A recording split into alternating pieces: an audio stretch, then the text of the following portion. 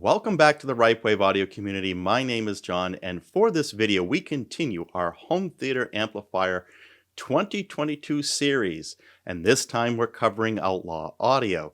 And this series, this is the fifth installment, and we started with Monolith by Monoprice. We then went into the trilogy from those sharing components, which was Emotiva, ToneWinner, and IOTAVX. And now we start a new sub-series with the Outlaw audio products. And this is a very focused product line on amplifiers. There's 5 models in their portfolio today. And this Massachusetts-based company has been really thought of as an amplifier company, although they do have some other products at times, whether they're speakers or preamplifiers, receivers, etc. Sometimes these are just passed through on their website from well-known manufacturers like Marantz. But today we're talking about the amplifiers, and these are designed by ATI for Outlaw audio, is what we understand, and this has been the relationship for many years, and Outlaw has been in the business for a long time, but I don't think they get talked about as often as other amplifier companies. So let's get into this portfolio, which starts around $400 and takes you all the way up to $5,000. We begin our review of the Outlaw audio portfolio by looking at their lowest cost model, which is the Model 2200. And this was introduced in 2017, as far as we can see, and it sells for $399. This is a single channel amplifier. I won't call it a monoblock because I think that conjures up these big units that are very heavy and everything. And this is in a much more modest package. And we are starting to see quite a few of these smaller, lighter amplifiers that are single channel out there on the market. We covered these already from the likes of Emotiva with their new BasX A1, which we just missed in our review. But anyhow, this gives you 200 watts per channel. And of course, we get into the detail how that 200 watts is measured later on. But this is giving you both balanced and unbalanced connections on this unit. And if we pop open the cover, we can see that this is a toroidal transformer inside this unit. And, it's not a very deep unit as well. And they fit this all into the package here very, very nicely. Outlaw audio jumps all the way from their single channel up to a 5-channel model. So there's no 2 or 3 or 4-channel models, as we see like in the Emotiva line that covers just about every number of channels in their portfolio. But they decide to jump all the way up to 5 channels with their 5000X. This is a $769 model that was introduced in 2020. So this is among their newest releases. So this is putting out 120 watts for those 5 channels, all channels driven. And we'll get into more of that, how that's specified later. And this one, like all Outlaw audio products, have both balanced and unbalanced connection, which we like to see, giving that option to the consumer of, as they progress in their audio journey, which type of connection they want to use at a given time.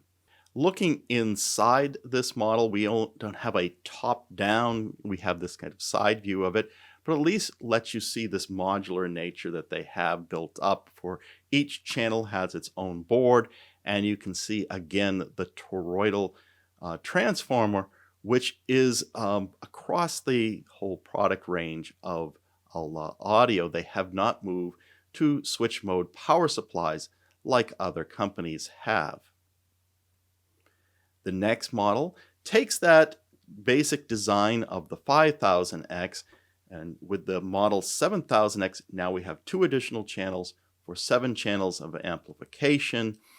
And again, this came out in 2020, and this brings the cost to $999.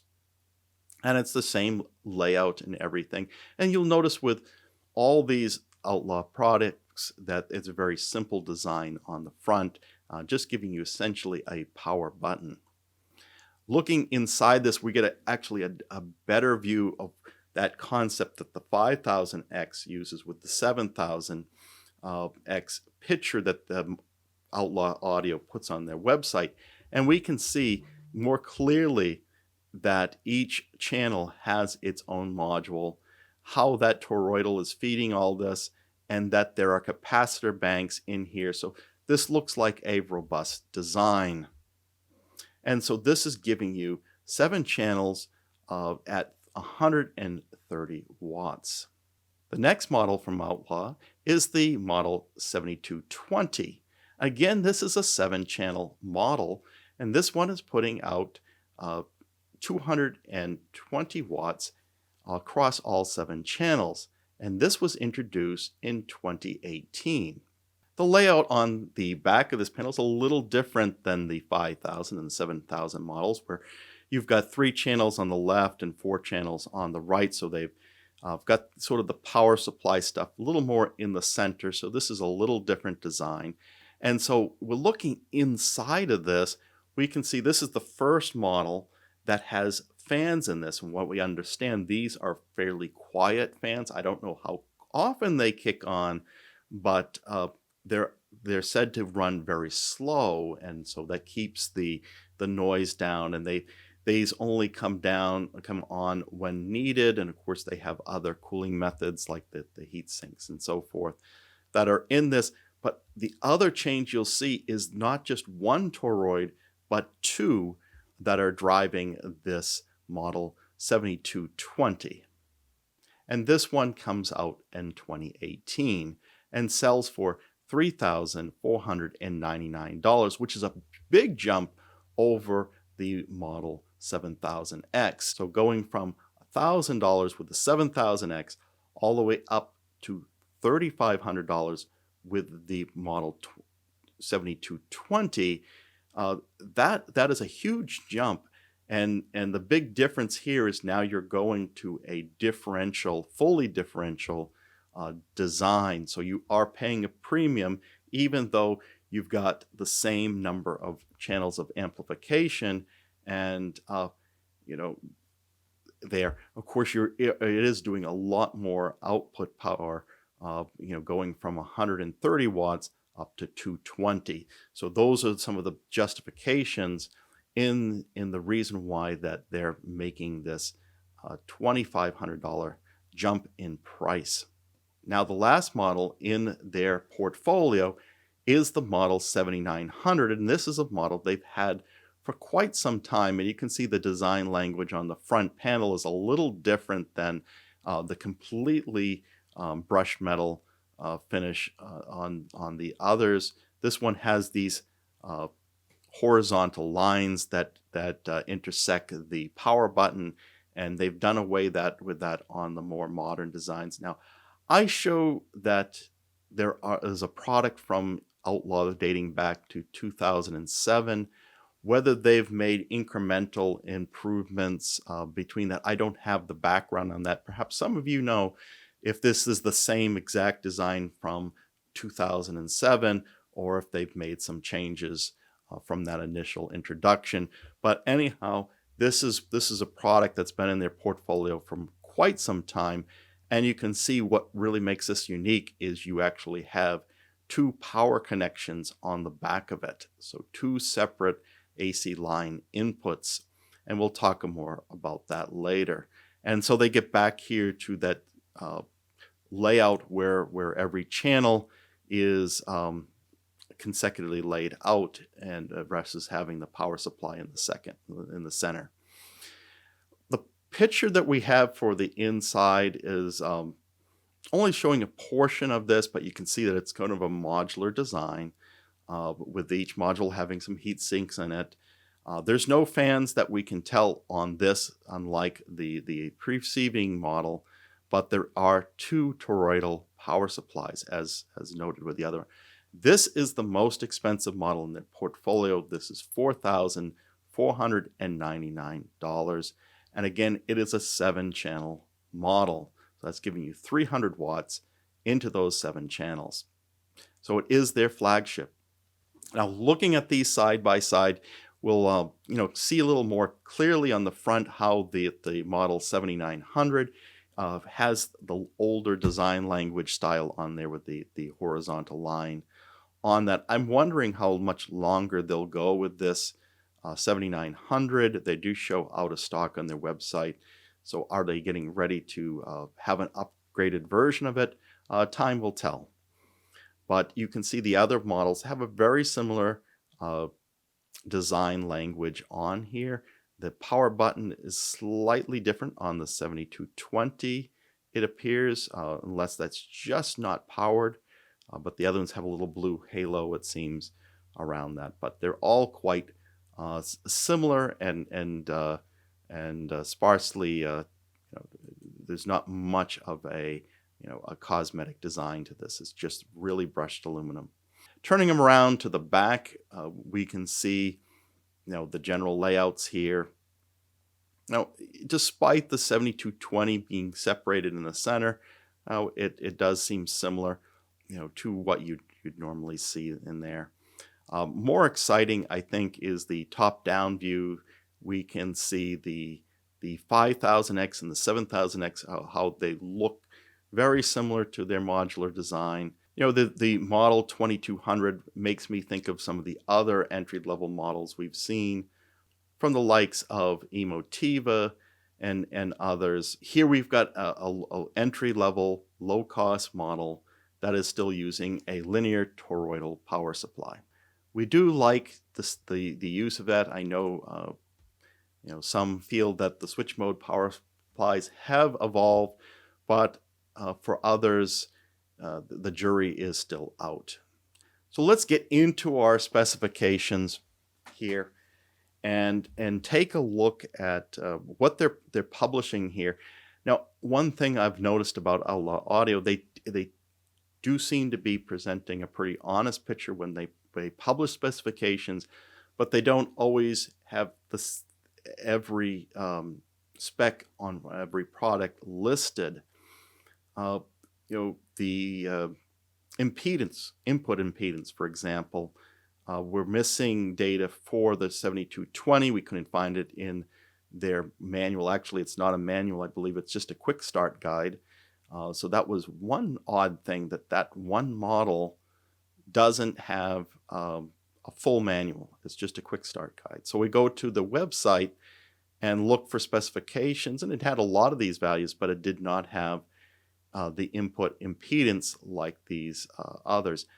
What I wanted to call attention to is the Model 2200 and the Model 7900 have the lower input impedance than what we've seen on amplifiers so far in our review series. So these go down to 10K ohm. I understand my limited knowledge of input impedance, that's still acceptable, but it is on the low side of what you traditionally see. As far as triggers, only the Model 2200 gives you an output trigger, which I'm so interesting to see that they've done that on only the entry-level model and not on some others that even have come out in the same year. And even looking at some of the ATI products, kind of looking ahead to future reviews here, they don't have output triggers on theirs either. So it might be something that ATI is just made a decision on for them. But at least we're seeing it on the 2200. I like having that output trigger because then we can daisy chain these. And, if you've got a home theater with a lot of channels on that, you're doing 7x4 layouts or 9x6 layouts, you've got potentially several external amplifiers and maybe only 2 or 3 output triggers on your receiver or your AV processor. So yeah, definitely having the output triggers can be helpful when you have a lot of external amps. The input sensitivity ranges from 1.2 volts up to 1.95 volts, which they have on the 7900 model. So that's a good input sensitivity on that model. But these are all within good ranges here. The cost per channel ranges from $143 per channel on the 7000X, so that's the most affordable cost per channel in their range, to the most expensive being the 7900, which brings you to $714. So it's not the most expensive multi-channel amp that we've seen out there. These are all Class AB amplifier. There's no Class D that we've seen here. What I want to call attention to is their two upper models, the 7220 and the 7900, are both fully balanced with 7 channels. So we've seen fully balanced before, but usually with 1, 2, 3 channels. But this is fully balanced across all 7 channels, giving you all 7 channels driven there with that. And the other thing we've seen is multi-channel amps where you could take a couple of channels and put them in BTL mode, and that would give you a fully differential. But here they're doing it across all the channels in a 7-channel amp. I think that is very good. They don't specify the gain for the 2200 or the 5000X, but the other models are between 28 and 29 dB again, and that's respectable. They don't really get into the load impedance. We can just assume that from what they're publishing for specs, they support between 4 and 8 ohms. So that's a little bit of a guesstimate there, but that's what we understand. Now looking into the next page of specifications, and here we see the output loads that they can handle. Now they specify everything for 8 ohm loads. So the 2200, the mono channel amplifier, gives you 200 watts into 8 ohms. And looking across the other models, the 5000X is the lowest output, which is 120 watts into 8 ohms. The 7000X takes it up to 130. And then when you get into the differential, this gets you up to 220 watts per channel. And then the 7900 is a full 300 watts per channel. And then if you're looking at 4 ohm loads, that gets better for each of these models. Of course, that's not always the case when you look at amplifiers, so you want to really know that. So the 2200 gives you 300 watts, so you get an extra 100 watts into 4 ohms. You get 60 more watts into the 5000X, bringing up to 180 watts. On the 7000X, you go up 170 watts to 200 watts. And with the 7220, you get 110 more watts at 4 ohms. For some reason, they don't publish 4 ohm load ratings for the 7900 flagship, so I find that odd. But what I do like is they're publishing these conservatively for full range, 20 to 20,000 kilohertz measurements, and they're doing it with a low total harmonic distortion, either between 0.02% and 0.07%, but they're all in a very low distortion there. So that's good to see. They're only giving signal to noise ratio A-weighted values for the model 2200, which is 112 dB, and the 7220, which is 125 dB. And I've combed through various other reviews out there, and I don't see others published there. So if you do have information on their signal to noise ratio for the other models, that would be helpful to us. Now, this is all done, by the way, by a single grouping. Every amplifier module in each of these is treated the same, that they don't have certain modules doing a different value, different type of circuitry versus another one. They're all handled the same. And then that brings us to the more physical characteristics, as well as the power section on the input power. And of course, the smallest unit is the Model 2200, and that is only 16.5 pounds, 7.5 kilograms, versus the 7900, which is giving you, this is, I think, the heaviest unit that we've seen so far, 145 pounds, 65.8 kilograms. So yeah, this is a hefty unit. I don't know if I could lift this one by myself. So that's something to take into consideration. I think anything under 100 pounds, I'm a little more comfortable with. Some people are looking for at least something under 60 pounds. But anyhow, yeah, the other models range between 50 and 93 pounds. So I wouldn't have too much trouble with that, although I don't want to be lifting those and moving them too often. The Model 2200 is also on the smallest chassis with only a 3-inch high chassis, 76.2 millimeters. And of course, that takes you up to the 7900, which is 9.5 inches high, 241 millimeters. And of course, the other dimension to pay attention to, of course, the widths are pretty standard, around 17 inches, 132 millimeters, which is kind of standard, give or take a little bit. But the depth, because sometimes you don't, if you're putting into a cabinet or a rack and stuff, you may not have as much depth. So the 2200, of course, is the most shallow, and that's the 13 inches, 333 millimeters. And that goes all the way up to the 19.5 inch depth of the 7900, 495 millimeters. So pay attention to that dimension as well. Power cords are all removable IEC, which is good, because 7900, as noted earlier, is got 2 of them, needing 2 circuits to do that. These, from what we can tell, are only available in 120 volt models.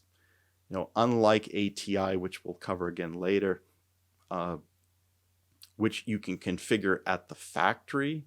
There, I tried to do the checkout and kind of see there if there's any options to select 240 volts. I don't see that, although I didn't look at any international version of their website if that exists.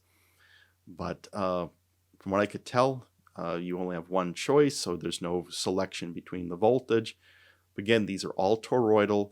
The upper models, the 7220 and the 7900, have given you 2 toroid power supplies, and the consumption ranges between 600 watts all the way up to 2800 watts. So that covers all these models from Outlaw Audio. What do you think? I mean, these are pretty well built amplifiers.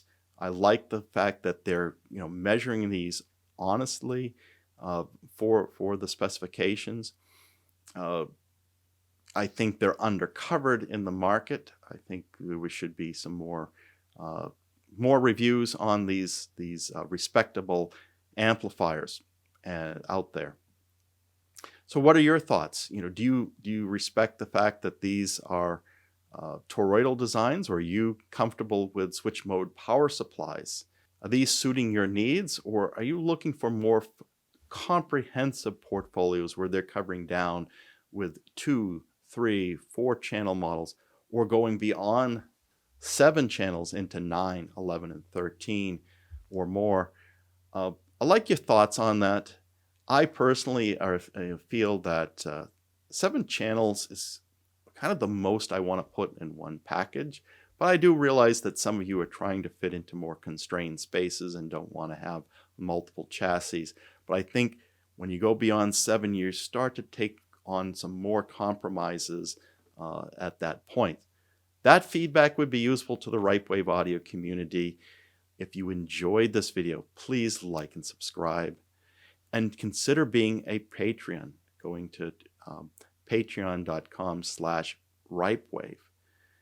And if you want to be notified when the next video is posted, hit the bell notification. And until next time, keep evolving your audio experience.